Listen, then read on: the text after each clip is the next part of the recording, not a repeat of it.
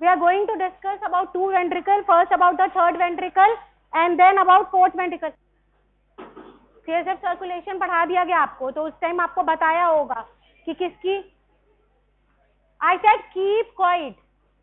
तुम्हें बाहर जाना है? You want to go outside? तुम्हें मैंने बैठने के लिए नहीं कहा. हाँ, तो third ventricle is the cavity of diencephalon. बैठ जाओ. And everyone please be quiet.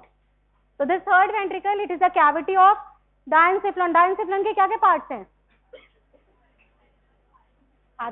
Thalamus, hypothalamus, subthalamus, metathalamus. These are the part of diencephalon. So this third ventricle is the cavity of diencephalon and कैसी cavity है? It is a midline. Dear, हाँ बेटा. Second last, अगर आपको बाहर जाना है तो आप चले जाओ प्लीज. तो it is a mid line cavity which is slit like. कैसी है? Slit like. तो these are the two thalamus. ये थैलमस है और दिस इज ये कौन सा व्यू होगा? It is a coronal view. तो if you see it, if you will visualize the third ventricle in coronal view, so these are the two thalamus and in between the two thalamus this midline slit like cavity is the cavity of third ventricle which is the cavity of diencephalon. Diencephalon की cavity है.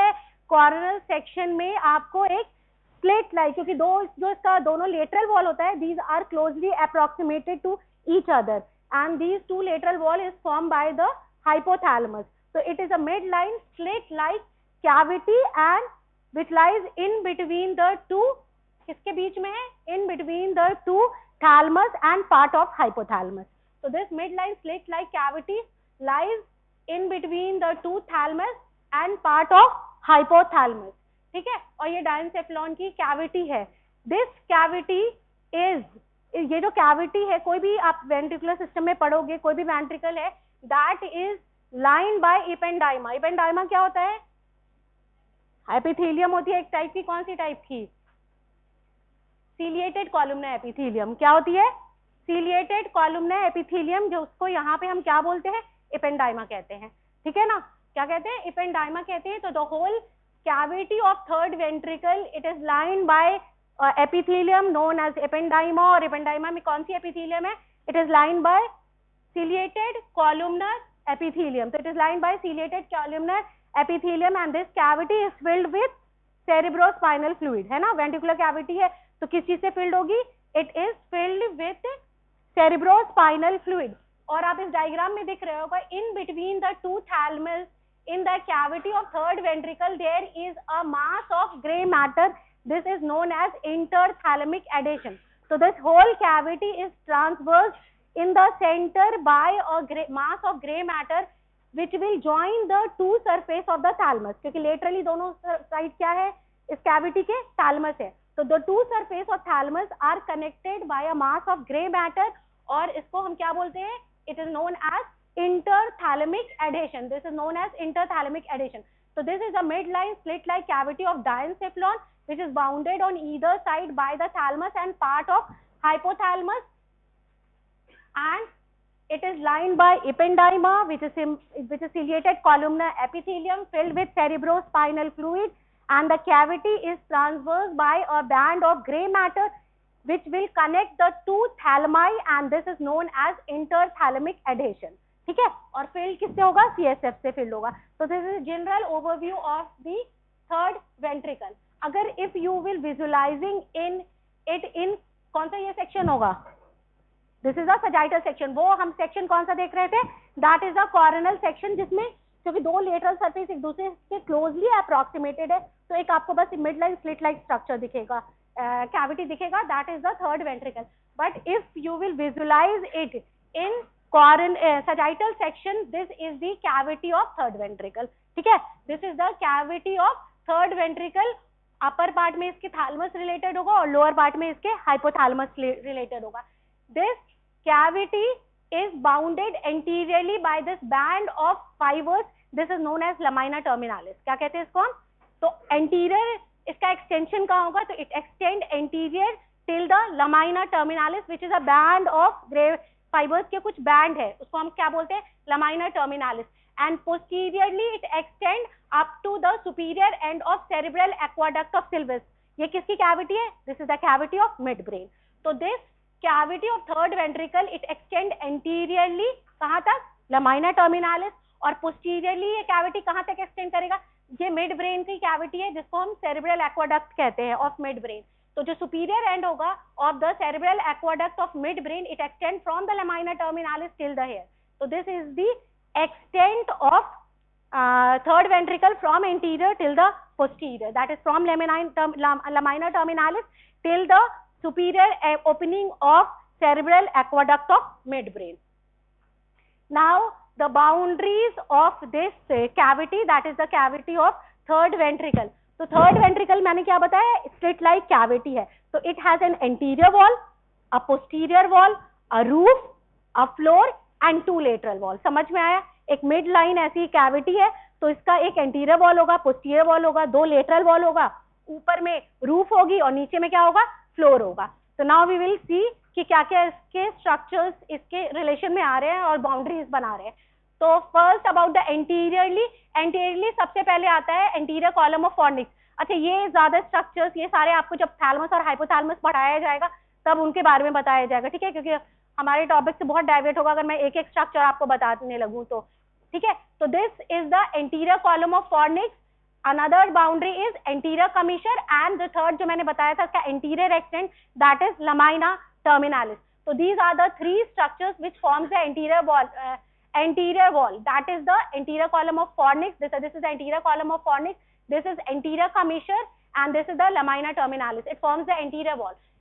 The posterior wall, posteriorly it is bounded by the another commissure known as habernular commissure, then this gland known as pineal gland and this is the posterior commissure। ठीक है, ये कमीशर कुछ नहीं है, bundles of fibres हैं जो कि cross कर रहे हैं, ठीक है। तो ये हाइपोथैलेमस में आपको डील किया जाएगा कि व्हाट आर दीज कमीशर्स। तो posteriorly it is bounded by habernular commissures. This structure is called the pineal gland and this is the posterior commissure. It forms the posterior wall of this third ventricle. The roof कैसे होगा, देखो दोनों side thalamus है ना, दोनों side bounded क्या है इसके, थैलमस है। इन दोनों थैलमस को the cavity is lined by ependyma. तो द एपेंडाइमा क्या होता है कि दोनों थैलमस के बीच में एक्सटेंड करता है, तो that will forms the roof of the third ventricle. So the roof of the third ventricle is formed by its lining epithelium, that is the ependyma, which extends from one thalamus to the another thalamus. तो दो thalamus है, दोनों thalamus के बीच में क्या होगा, उसकी lining होगी, that is the ependyma, जो कि एक थैलमस से दूसरे थैलमस तक एक्सटेंड करेगा। तो this forms the roof of the third ventricle. Now the floor, what are the structure, आपने इंटरपेडेंकुलर फोसा पढ़ लिया, अभी ब्लड सप्लाई ये सब नहीं हुआ होगा। तो जो भी स्ट्रक्चर इंटरपेडेंकुलर फोसा में आता है, दो पेडंकल के बीच में, वो सारे स्ट्रक्चर बनाते हैं। तो from anterior to posterior, optic chiasma सबको पता होगा जहाँ पे क्रॉसिंग होती है, तो ऑप्टिक काइज़मा, उसके बाद आपका पिट्यूटरी ग्लैंड जिससे स्टॉक से सस्पेंडेड होता है, उसको हम क्या बोलते हैं, इनफंडिबुलम कहते हैं, that is the stock of pituitary gland, histology में भी पढ़ा होगा आपने। तो this and the structure called tuber cinerium and this is the infundibulum, that is the stalk of the pituitary gland. Behind it lies the एक elevation होता है, that is known as mammillary body. Behind it lies the posterior perforated substance and behind it lies the tegmentum of midbrain. Tegmentum of midbrain आपने पढ़ा होगा midbrain के section में। तो these are the 5 structures which forms the floor: optic chiasma, infundibulum and tuber cinerium, then mammillary body, posterior perforated substance and tegmentum of midbrain. All these structures forms the floor and the दो lateral wall किस चीज से बनेगा, laterally मैंने आपको क्या बताया था कि above it is bounded by the thalamus and below it is bounded by hypothalamus and these two structures are मतलब separated from each other by a curved sulcus that is known as hypothalamic sulcus। आपको यहाँ HS दिख रहा है, this is a curved sulcus which extends from the interventricular foramen till the superior end of opening of cerebral aqueduct. This curved sulcus is known as hypothalamic sulcus which divide the lateral surface. उसके ऊपर जो upper part है that is bounded laterally by the thalamus and the part below the hypothalamic sulcus is bounded laterally by the hypothalamus. So the lateral wall of the third ventricle is bounded above by the part of thalamus. अच्छा, thalamus का भी कौन सा part आता है? The medial surface of anterior 2/3 of thalamus. क्या आता है? Medial surface of anterior 2/3 of the thalamus forms the upper part of the lateral wall of third ventricle, whereas lower part is formed by the hypothalamus, and these two are separated by a curved sulcus, and that sulcus is known as hypothalamic sulcus. तो ये this is the hypothalamic sulcus. और जो ये 1 number दिखाया गया ये क्या होगा? Cavity is traversed by interthalamic adhesion. अभी मैंने बताया ना, थैलेमस का दोनों सरफेस एक बैंड ऑफ ग्रे मैटर से कनेक्टेड होगा. वो किसको ट्रांसफर्स करेगी? दैट विल ट्रांसफर्स the cavity of third ventricle. तो वही आपको इमेज में एक व्हाइट कलर का स्ट्रक्चर दिखाया है, क्योंकि वहां पे क्या है, ग्रे मैटर दोनों थैलेमस को कनेक्ट करेगी. तो द कैविटी इज ट्रांसफर्स by a band of grey matter that is known as interthalamic. तो this is the interthalamic adhesion. और क्योंकि ये थैलेमस से कोई के सरफेसेस को कनेक्ट कर रही है, इसीलिए अपर पार्ट में दिखाया गया है. ठीक है, तो this bounds the lateral, this forms the lateral wall of the third ventricle.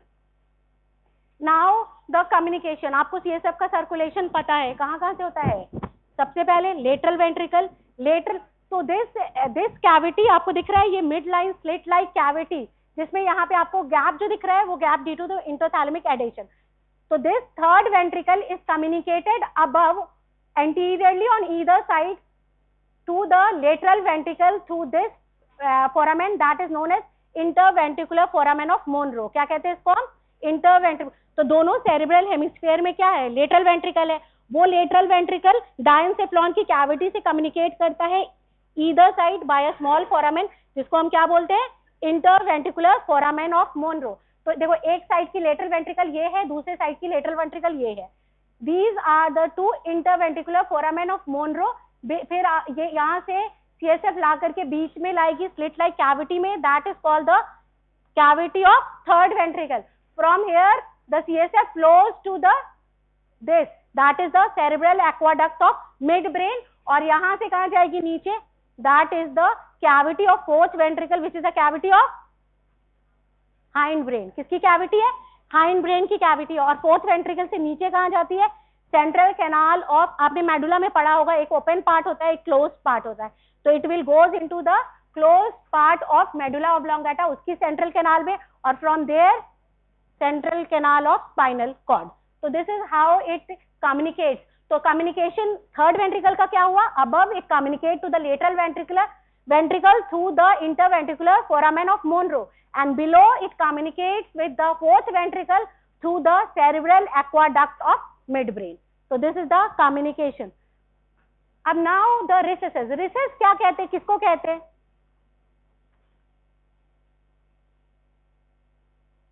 What do you mean by recess?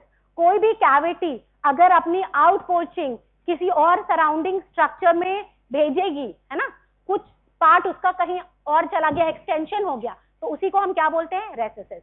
तो in the ventricle some part of the ventricle extend into the adjoining structures, and that is called the recess of that ventricle. ठीक है, recess का मतलब होता है outpouching of that ventricular cavity into the surrounding structures. So that is the recess. So in the third ventricle there are presence of 5 recesses.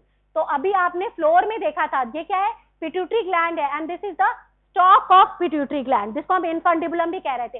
तो जब the part of third ventricle which extend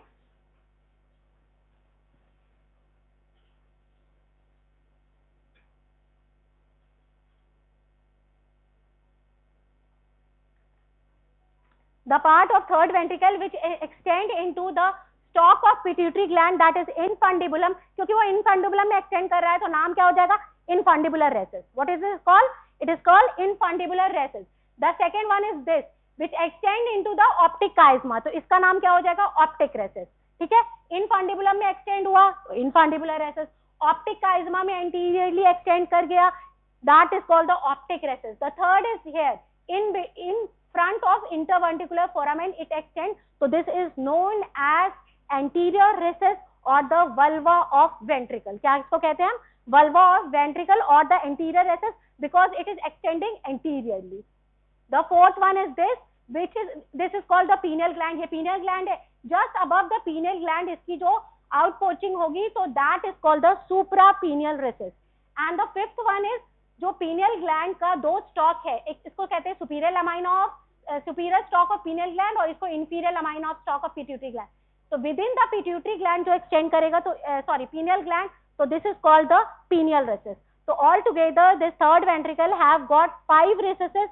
The one which extend downward inferiorly in the infundibulum of pituitary gland, that is called the infundibular recess. Which extend anteriorly within the optic chiasma is called the optic recess. A part which extend anteriorly, that is called the anterior recess or the vulva of ventricle.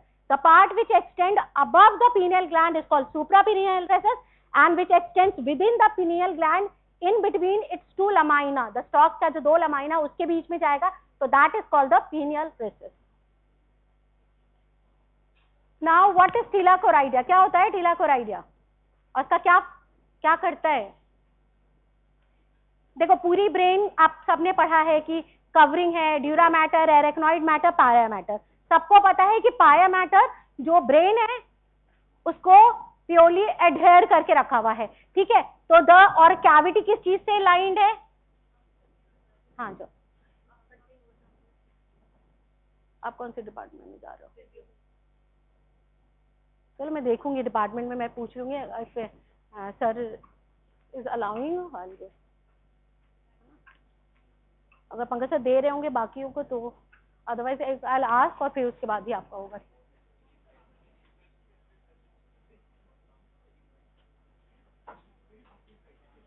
क्या हुआ?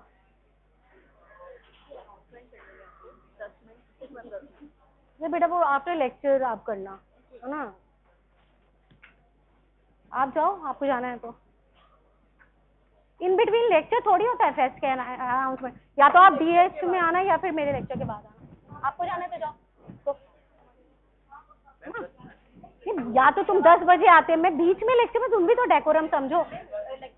हाँ, you will take it, you will do it after lecture. देखो decorum नहीं है कि तुम्हारी जब मंत्री आए वहां तब तुम अनाउंस करो. तुम्हें इंटरेस्ट है तो पहले बाहर चले जाओ, क्योंकि मैं तो बीच में अनाउंसमेंट नहीं करने दूंगी. उनको भी लेक्चर का इंपॉर्टेंस नहीं है, तुम्हें भी नहीं है. हाँ, तो मैं क्या डिस्कस कर रही थी? thylakoidea. तो what is this thylakoidea? Keep quiet. बार बार तुम्हें क्यों बोलने की जरूरत पड़ती है? हाँ, U4 खड़े हो जाओ. हाँ, आप खड़ी हो जाओ बेटा. तुमसे ही कह रही हूँ, उधर तो नहीं, तुम्हें नहीं, वहां. तुम्हें पता है मैं तुमसे बात कर रही हूँ. नेक्स्ट जो 4 है ना, बाहर निकल के यहाँ के खड़े हो जाओ गेट पे. और बाहर भी नहीं जाना, यहीं गेट पे खड़े होना है तुम्हें पूरे टाइम, 4th नंबर तक. हाँ, यू.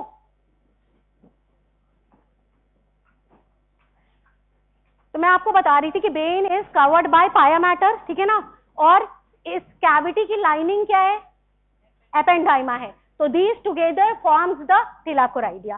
ठीक है ना, विदाउट एनी इंटरवेइंग न्यूरोनल टिश्यू. कोई बीच में और कोई नर्वस टिश्यू नहीं होगा. बस जो पाया मैटर है और जो इसकी लाइनिंग है, कैविटी पूरी लाइन किस चीज से है? एपेंडाइमा से है. तो ये दोनों मिला करके जो बनाएंगे उसको हम क्या बोलते हैं? thylakoidea. और इन बिटवीन द टू क्या रहता है? ब्लड वेसल्स होते हैं. और यही ब्लड वेसल्स क्या करते हैं? It form a vascular fringe, that is a finger like projection बनाते हैं. That is known as choroid plexus. और कोराइड प्लेक्सस का काम क्या होता है? It will secrete the CSF. तो in the third ventricle the choroid plexus is derived from anterior choroidal artery. कहां से डिराइव होती है? मतलब इन दोनों लेयर के बीच में कौन सी आर्टरी होगी? एंटीरियर कोराइडल आर्टरी होगी, जो कि क्या बनाएंगे? एक वस्कुलर फ्रिंज बनाएंगे. That is called the choroid plexus. और ये कोराइड प्लेक्सस क्या करेंगे? It will secrete the CSF. And this fringe in the third ventricle, ये क्या होगा? 2 हॉरिजॉन्टल लाइन की तरह होता है, which extend from the anterior to the posterior.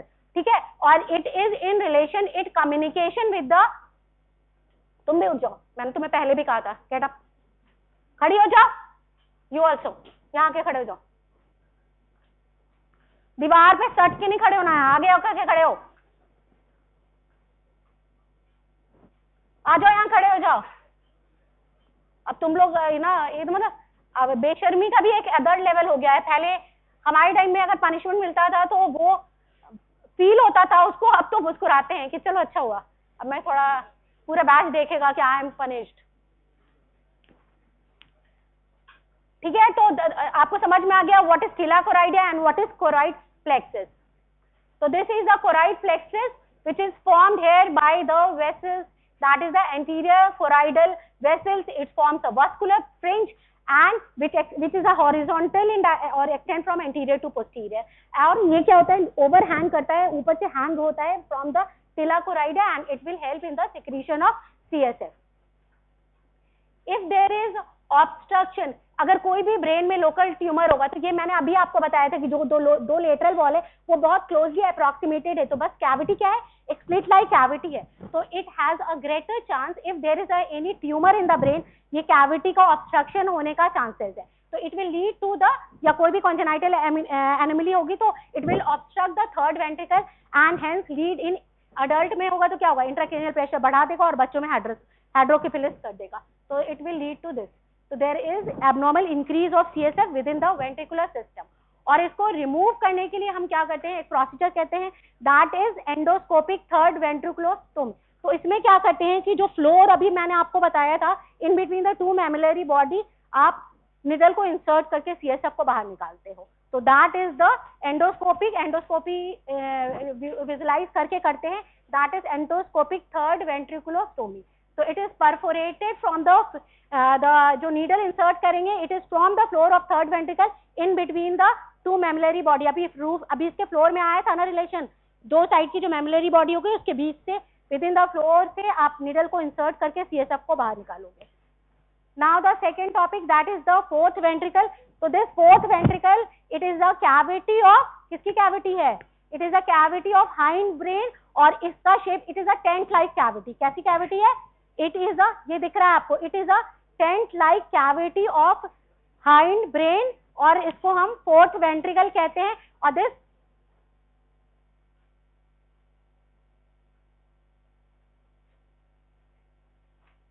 अब तुम जाओगे बाहर, यू समझ में आ गया तुम्हें, मतलब हंसने की क्या बात होती है, तुम्हें कोई डांट रहा है और तुम ऐसे हंसते, मतलब किस बात का खुशी है।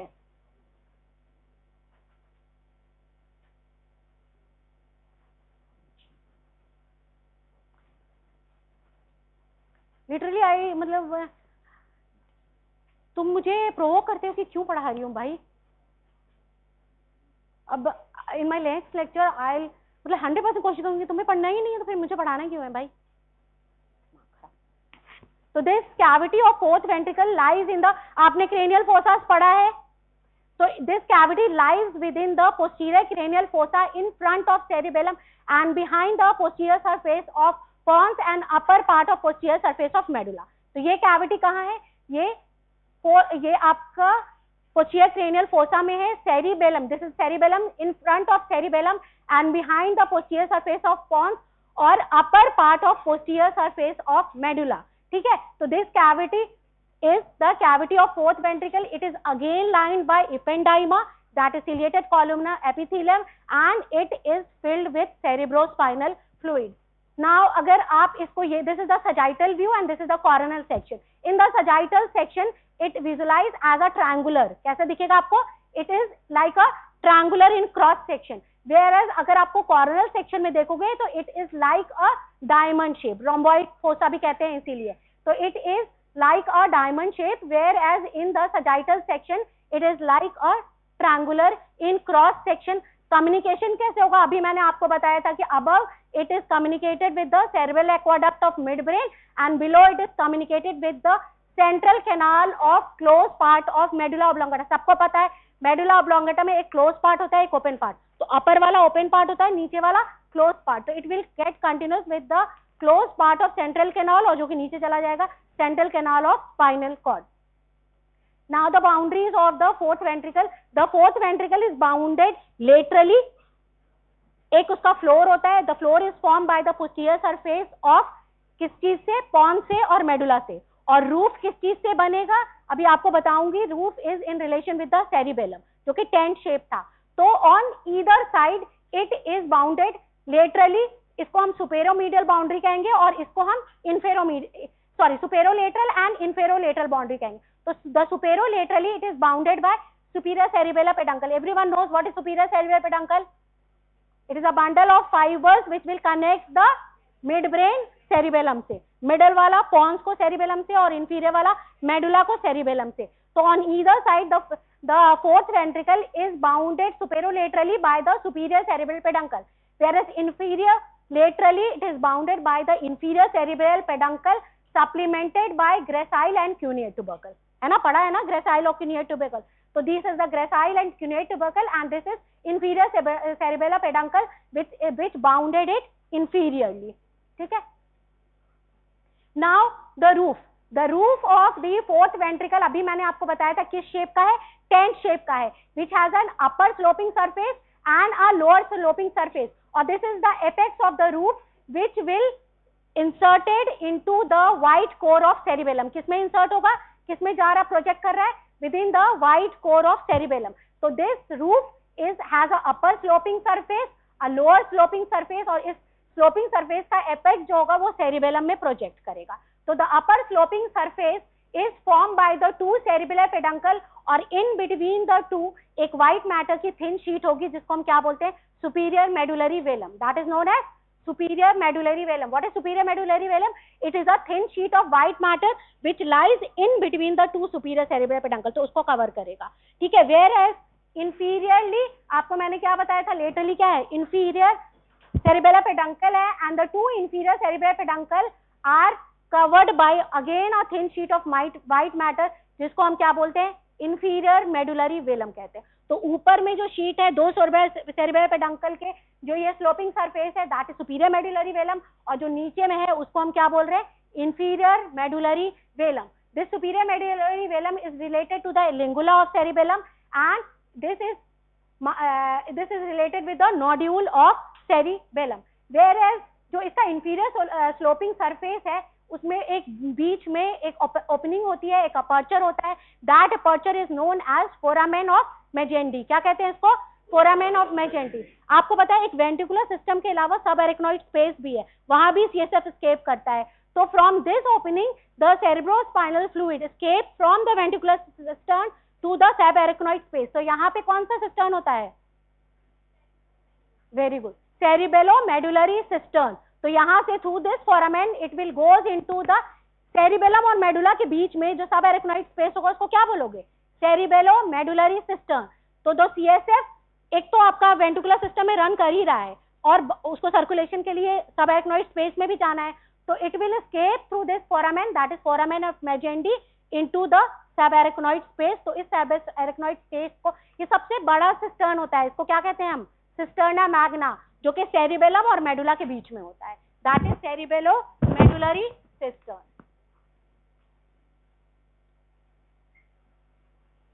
इसका टिलाकोराइडा कैसे फॉर्म होगा, वैसे ही सिमिलर क्या होगा, एपेंडाइमा और पायामेटर. बट यहाँ पे पायामेटर का दो लेयर होता है. अब देखो यहाँ पे सेरिबेलम है, सेरिबेलम को पायामेटर कवर करेगा और यही यहाँ जा करके ये रिफ्लेक्ट बैक होकर के मेडुला के पोस्टीरियर सरफेस को कवर करेगा. तो it has a double layer of pia mater और अंदर में क्या होगा, किसकी लाइनिंग होगी, एपेंडाइमा की कवरिंग होगी. तो that is called the tela choroidea of the fourth ventricle. और इसके बीच में जो आपका वेसल्स होगा, तो यहाँ पे कौन सी वेसल होती है, choroidal artery of posterior inferior cerebellar artery which will form a vascular fringe called choroid plexus which will secrete CSF within the fourth ventricle.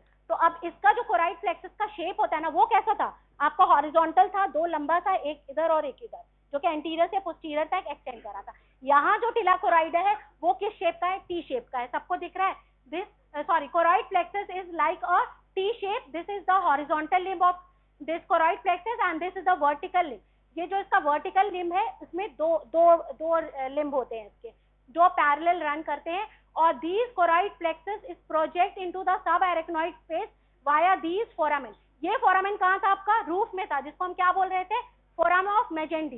वैसे ही लेटरली दो और फोरामेन होता है जिसको हम फोरामेन ऑफ लुस्का कहते हैं. और इस फोरामेन ऑफ लुस्का से कहाँ जाएगा फ्लूइड, ये भी subarachnoid स्पेस में जाएगा. बट यहाँ पे कौन सा सिस्टर्न होगा, इसको बोलेंगे सेरिबेलो-पोंटाइन सिस्टर्न. क्या बोलेंगे, सेरिबेलो-पोंटाइन सिस्टर्न. तो it will escape into the cerebellopontine cistern, or it will escape into the cerebellomedullary cistern, which is also known as, क्या बोलते हैं, cisterna magna कहते हैं इसको.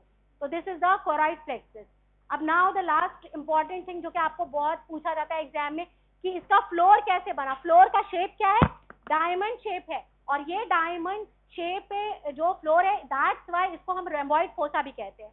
तो ये फीचर्स आपने पहले भी पढ़ लिया होगा जब pons और मेडुला आपको पढ़ाया होगा. मैं एक बार रिकैप्सुलेट कर देती हूँ. The floor of the fourth ventricle in its upper part is form by the posterior surface of pons, and in the lower part it is formed by the posterior surface of medulla, and the junction of two is marked by this transversely running fiber. This is known as stria medullaris. दोनों का जो junction है वो marked होगा by this transversely running fibre. This is known as stria medullaris. अब एक upper triangular हो गया, एक लोअर ट्रायंगुलर हो गया. इन बिटवीन एक मिडलाइन सल्कस होता है जिसको हम क्या बोलते हैं, median sulcus. Either side of the median sulcus एक एलिवेशन होता है, that is known as median eminence. पूरे ऊपर से नीचे जो मीडियन सल्कस के लेटरली एलिवेशन होता है उसको हम क्या बोलते हैं, median eminence. This median eminence is bounded laterally by the sulcus limits.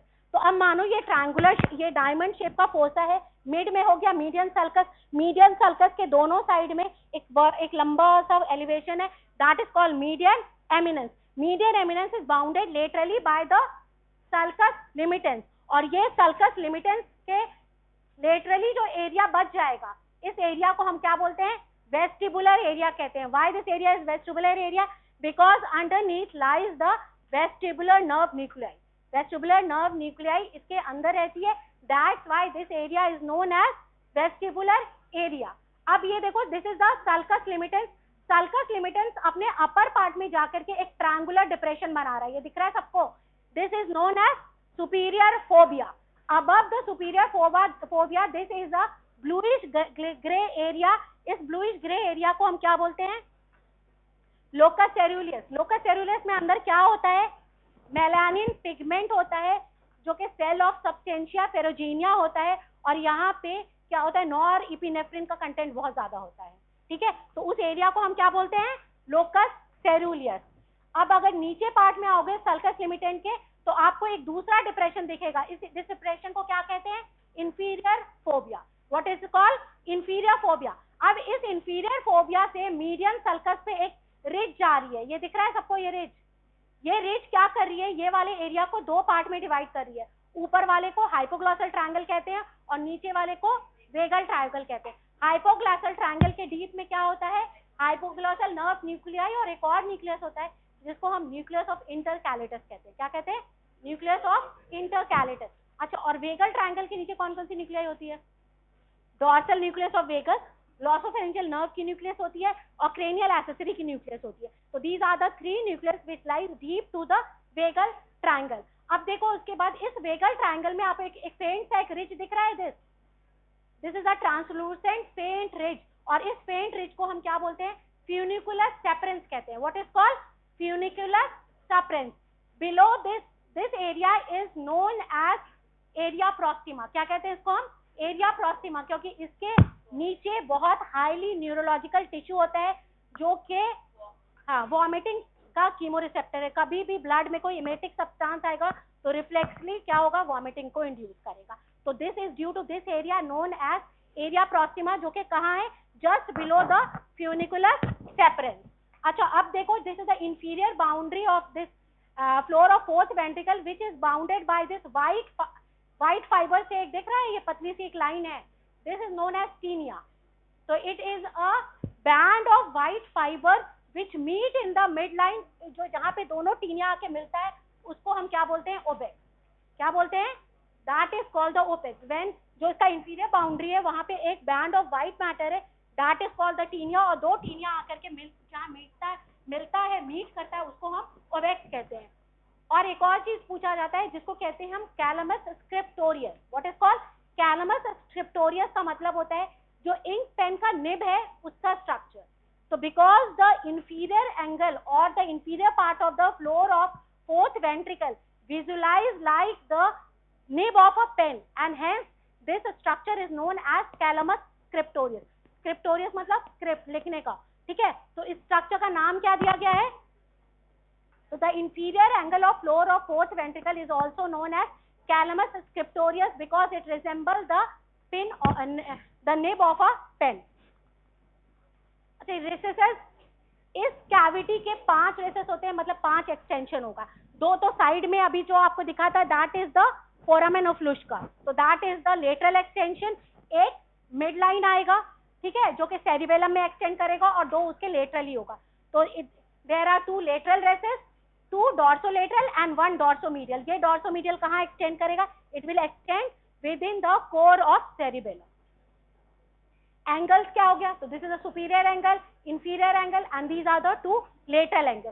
Superior angle में ये किससे मिलेगा? Cerebral aqueduct of mid way. Inferiorly किससे मीट करेगा? जो central canal of close part of medulla. और लेटरली कहाँ जाएगा? वही फोरामेन ऑफ लुश्का में जाएगा. तो ये कम्युनिकेशन मैंने आपको बता दिया. अगर वेंट्रिकुलर सिस्टम में कहीं भी ऑब्स्ट्रक्शन होगा है तो it will lead to hydrocephalus. और एक और बहुत इंपॉर्टेंट होता है, बच्चों में एक बहुत ज्यादा कॉमन ट्यूमर है, that is in this area is called as medulloblastom.